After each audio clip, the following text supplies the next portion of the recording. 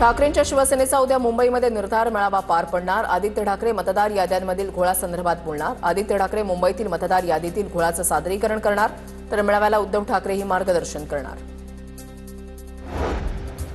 मनसेच्या शाखा प्रमुख विभाग प्रमुखांना 1 नोव्हेंबरच्या आधी मतदार याद्यांची पडताळणी करून अहवाल देण्याच्या राज ठाकरेंच्या सूचना। सर्वपक्षीय मोर्चा आधी मतदार याद्यांचा अहवाल देण्याच्या सूचना, सूत्रांची माहिती। सर्व विरोधी पक्षांचा 1 नोव्हेंबरला मुंबईमध्ये निवडणूक आयोगाच्या विरोधात मोर्चाला फॅशन स्ट्रीटपासून सुरुवात होईल। मेट्रोच्या मार्गे मोर्चा मुंबई महानगरपालिकेच्या समोर पोहोचणार, राऊतांची माहिती। वंचित बहुजन आघाडीचा उद्या पुण्यामध्ये मोर्चा। प्रकाश आंबेडकरांच्या नेतृत्वात मोर्चाचं आयोजन। महायुती सरकारच्या विरोधात मोर्चा काढणार।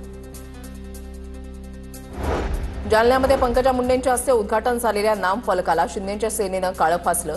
अर्जुन खोतकरांचा फलकावर नाव नसल्यामुळे कार्यकर्ते आक्रमक। शिंदेच्या सेनेच्या कार्यकर्त्यांनी नाम फलक उखडून फेकला। औरंगाबाद रेल्वे स्टेशन छत्रपती संभाजीनगर नावानं ओळखलं जाणार। उर्दूमध्ये नाव लिहिण्यात आल्यामुळे नव्या वादाला तोंड फुटण्याची शक्यता। मराठी, हिंदी, इंग्रजीतच नाव लिहा, असं राजपत्रामध्ये सांगितलेलं होतं। मनसेच्या दीपोत्सवानंतर छत्रपती शिवाजी महाराज पार्कमधील मैदानामध्ये मोठ्या प्रमाणात फटाक्यांचा कचरा। महानगरपालिकेच्या कर्मचाऱ्यांकडून मैदानाची स्वच्छता। जोरदार पावसामुळे मैदानामध्ये चिखल। डोंबिवली स्टेशन परिसरामध्ये पालिकेची मोठी कारवाई। अनधिकृत फेरीवाले आणि शेडधारकांवर पालिकेचा हातोडा। राजकीय पक्षांच्या आंदोलनाच्या इशाऱ्यानंतर पालिका ॲक्शन मोडवर।